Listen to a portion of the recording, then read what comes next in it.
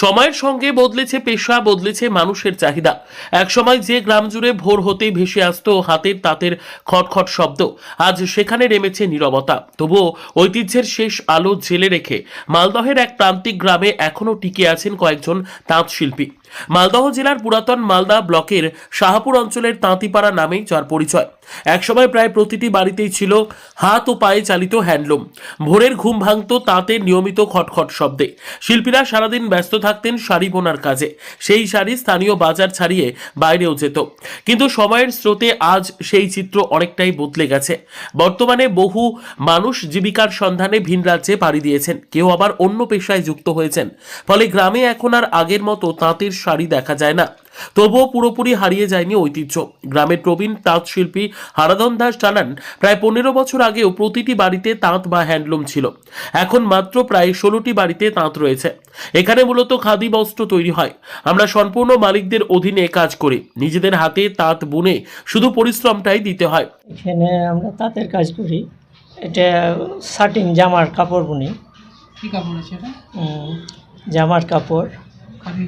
হ্যাঁ, জামা, পাঞ্জাবি, খাদি কাপড়? খাদি কাপড়। চলছে মোটামুটি, আমরা এই করে আমাদের সংসার চলে যায় মোটামুটি। আমরা মদন মোহন খাদি কাজ করি, মালিকের কাজ করে? মালিকের কাজ করি।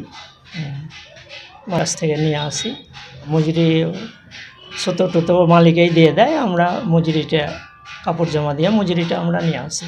এরকম কি দিনে হয় আমাদের 200-300 টাকা হয় আমাদের। আর এক তাঁত শিল্পী তরুণ দাস বলেন, সারা বছর খাদি দফতরের অধীনে তাঁত বোনার কাজ করি। ছুটির দিনগুলোতে বাড়ির নিজেদের তাঁতে খাদি বস্ত্র বুনি। দিনে 300 থেকে 400 টাকা রোজগার হয়। বর্তমান বাজার দরে সংসার চালাতে যথেষ্ট অসুবিধে হয়।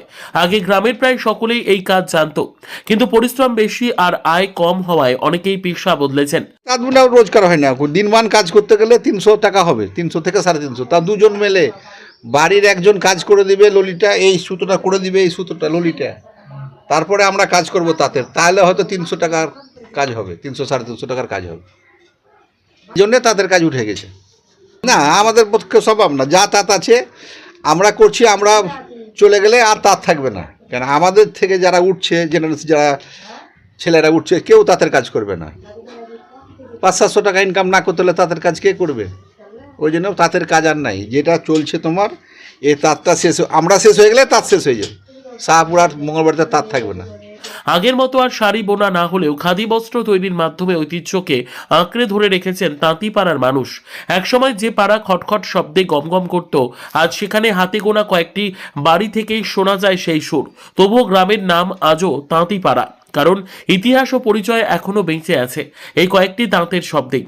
মালদহ থেকে জিএম মমিন, লোকাল 18 বাংলা।